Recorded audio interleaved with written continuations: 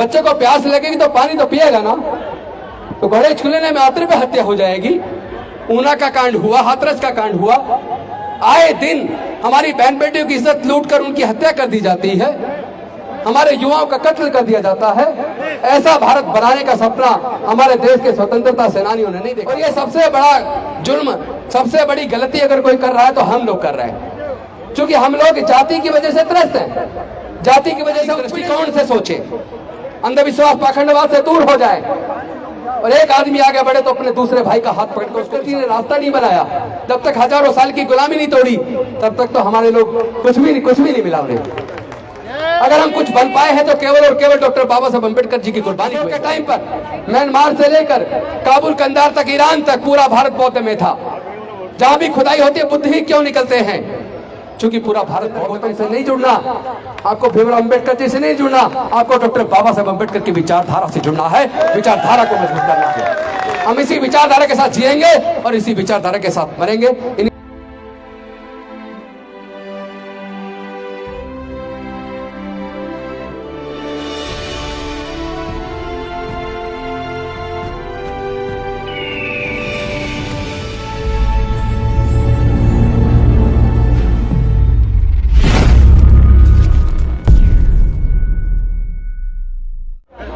Please discipline maintain कीजिए।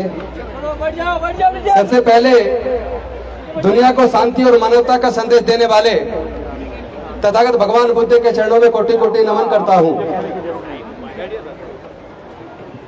हमारे हजारों साल की गुलामी तोड़ने वाले डॉक्टर बाबा साहब अम्बेडकर एवं माता रमाबाई जी के चरणों में कोटि कोटि नमन करता हूं।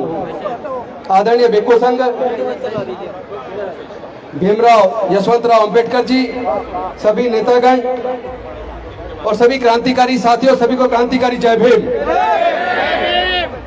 आज हम लोगों को एक बात सोचनी पड़ेगी।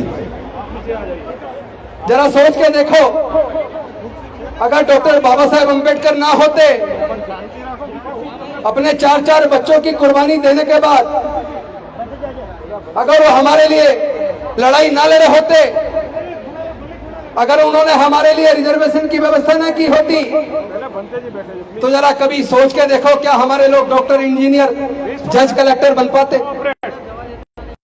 अगर वो रिजर्वेशन की व्यवस्था ना करते, ईमानदारी से बताइए, क्या हम लोग एमएलए और मंत्री बन पाते? कोई गांव का प्रधान ना बनने दे।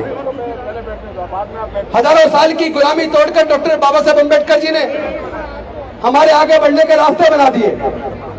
लेकिन इस रास्ते में, इस लड़ाई में, अगर न्याय के इस रास्ते में कोई बाधा है तो ये जातिवाद है। जब तक जातियां बनी रहेंगी तब तक जाति की वजह से जाति का उत्पीड़न बना रहेगा। डॉक्टर बाबा साहब अम्बेडकर बीमारी की जड़ को जान गए थे, इसीलिए उन्होंने कहा था, मैं भारत बौद्ध में करी, मैं भारत को बौद्ध में करूंगा। लेकिन जिस दिन उन्होंने धम्म की दीक्षा ली लाखों अनुयायियों के साथ, उसके सही 1 महीना 22 दिन बाद वो महापरिनिर्वाण को प्राप्त हो गए। और उनका जो सपना था, जो डॉक्टर बाबा साहब अम्बेडकर जी का सपना था, एक ऐसा भारत बने जिसमें समता, स्वतंत्रता, बंधुता और न्याय हो, जो प्रज्ञा पर आधारित हो, जिसमें सबके हृदय में करुणा हो, सबके लिए मंगल कामना हो। लेकिन हम लोग डॉक्टर बाबा साहब अम्बेडकर के गद्दार साबित हुए। हम लोगों ने डॉक्टर बाबा साहब अम्बेडकर की इच्छा थी बौद्ध में भारत बनाने की, उनकी उस इच्छा को पूरा करने की बजाय हम लोग जातियों में बटे रहे और अपनी अपनी जाति को ऊंचा बता रहे हैं। एक तरफ जाति की वजह से जितेंद्र मेघवाल की हत्या हो गई, क्योंकि वो मूंछ रखता था, सुंदर दिखता था। जिसने उनका मर्डर किया, जब पुलिस ने इन्वेस्टिगेशन किया तो उसने कहा, यह दलित है, मूंछ रखता है, सुंदर दिखता है, सोशल मीडिया पे अपनी फोटो डालता है, इसका सुंदर दिखना और मूंछ रखना मुझे पसंद नहीं आया, इसलिए मैंने इसकी हत्या की। तो हम सुंदर दिखेंगे तो आप हमारी हत्या कर दोगे। बच्चे को प्यास लगेगी तो पानी तो पिएगा ना। तो घोड़े छूने में आतरे पे हत्या हो जाएगी। ऊना का कांड हुआ, हाथरस का कांड हुआ। आए दिन हमारी बहन बेटियों की इज्जत लूट कर उनकी हत्या कर दी जाती है, हमारे युवाओं का कत्ल कर दिया जाता है। ऐसा भारत बनाने का सपना हमारे देश के स्वतंत्रता सेनानियों ने नहीं देखा था। ऐसे भारत बनाने का सपना संविधान निर्माताओं ने नहीं देखा था। और ये सबसे बड़ा जुल्म, सबसे बड़ी गलती अगर कोई कर रहा है तो हम लोग कर रहे हैं, क्योंकि हम लोग जाति की वजह से त्रस्त हैं, जाति की वजह से उत्पीड़न झेल रहे हैं, और हम लोग जातियों को खुद ही जिंदा रखे हुए हैं। हमने भी तो दलितों में, आदिवासियों में, अति पिछड़े वर्ग में हजारों हजार जातियां जिंदा रखी हुई है, और सब लोग अपने अपनी जाति को ऊंचा बता रहे हैं। जब तुम जातिवाद को जिंदा रखोगे तो जातिवाद की वजह से उत्पीड़न जिंदा रहेगा। इससे मुक्ति का एक ही मार्ग है, वो है प्रबुद्ध भारत। डॉक्टर बाबा साहेब अम्बेडकर का सपना था भारत बौद्धमय बने, जहां समता हो, स्वतंत्रता हो, बंधुता हो, न्याय हो, प्रज्ञा हो, करुणा हो, वैज्ञानिक दृष्टिकोण से सोचे, अंधविश्वास पाखंडवाद से दूर हो जाए, और एक आदमी आगे बढ़े तो अपने दूसरे भाई का हाथ पकड़ के उसको भी साथ लेके आगे बढ़े। एक आदमी मंत्री बन जाए, एमएलए बन जाए, एमपी बन जाए, जज बन जाए, कलेक्टर बन जाए, डॉक्टर बन जाए तो क्या हुआ? व्यक्ति बढ़ रहा है, परिवार बढ़ रहा है उसका। व्यक्तियों के आगे बढ़ने से काम नहीं चलेगा, समाज साथ में आगे बढ़े तो काम चलेगा। हमें पूरे समाज को ताकत देनी पड़ेगी, और जो लोग समाज में से निकल कर ताकत बने हैं वो ये भूल जाए कि वो अपनी मेहनत से बने हैं। मेहनत अपनी जगह है, मेहनत का समाज तो हमारा हजारों साल से रहा है, लेकिन जब तक डॉक्टर बाबा साहब अम्बेडकर जी ने रास्ता नहीं बनाया, जब तक हजारों साल की गुलामी नहीं तोड़ी, तब तक तो हमारे लोग कुछ भी नहीं मिला उन्हें। अगर हम कुछ बन पाए हैं तो केवल और केवल डॉक्टर बाबा साहब अम्बेडकर जी की कुर्बानी की वजह से बने हैं। भीमराव अम्बेडकर जी यहाँ हैं, उन्होंने, हमने मिलके, सबने संकल्प किया है कि हम लोग मिलकर डॉक्टर बाबा साहब अम्बेडकर का सपना पूरा करेंगे। 2025 तक 10 करोड़ लोग बौद्ध धर्म की दीक्षा लेंगे। अब जातियों को खत्म करने का समय आ गया है। हम लोग अगर जातियों को जिंदा रखेंगे, आपस में एक दूसरे से जातिवाद करेंगे, अगर आपस में रोटी बेटी का रिश्ता नहीं करेंगे, अगर हम बौद्ध के धर्म को वापस, क्योंकि हमें गर्व और गौरव होना चाहिए कि हमारे पूर्वज बौद्ध थे।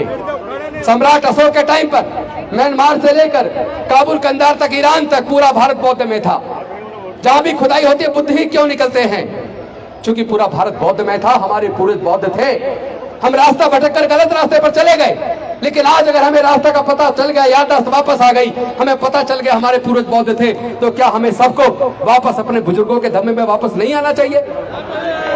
क्या हमें ऐसी सामाजिक व्यवस्था में बने रहना चाहिए जहाँ पे ऊंची नीच हो, जहाँ छुआछूत हो, जहाँ कोई जन्म से नीचे, कोई जन्म से ऊंचे, जहाँ जाति पूछ के हत्या हो रही है, धर्म पूछ के हत्या हो रही है, जहाँ देश के सारे संसाधनों पे कुछ ही लोगों का कब्जा है, जहाँ मूछ रखने पे हत्या हो रही है, घोड़ी पे बारात निकालने पे हमला हो रहा है? कि ऐसी सामाजिक व्यवस्था में हमें बने रहना चाहिए? नहीं रहना चाहिए ना। तो फिर उसका मार्ग क्या है? उसका मार्ग डॉक्टर बाबा साहब अम्बेडकर बता कर गए, बौद्धमय भारत। केवल एक ही रास्ता, बौद्धमय भारत, दूसरा कोई रास्ता नहीं है। तो अगर आपको मेरी बात ठीक लगे तो आप सब लोग मिलके हमारे साथ कंधे से कंधा मिलाकर इस लड़ाई को क्या लड़ने को तैयार है? जो लोग बौद्धमय भारत के, बाबा साहब के सपने को पूरा करने को तैयार हो, वो जहां भी खड़े अपना हाथ ऊपर कर लें, दोनों हाथ। जो लोग तैयार है, जो सहमत हो कि हम इस न्याय की लड़ाई को लड़ेंगे, हम समता, स्वतंत्रता, बंधुता और न्याय पर आधारित, प्रज्ञा पर आधारित, करुणा पर आधारित बौद्धमय भारत का निर्माण करेंगे। तो आप सब लोग हमारे साथ हैं। मैं इन्हीं शब्दों के साथ ज्यादा लंबा भाषण ना देते हुए, क्योंकि भाषण से काम नहीं चलेगा, काम करने से चलेगा।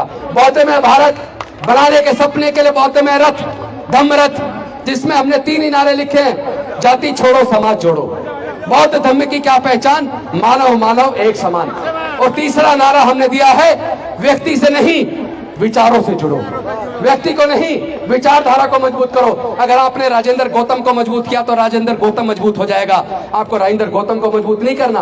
राजेंद्र गौतम कल को बिक जाए, दलाल हो जाए, मर जाए, बीमार हो जाए, तो क्या मूवमेंट खत्म हो जाएगा?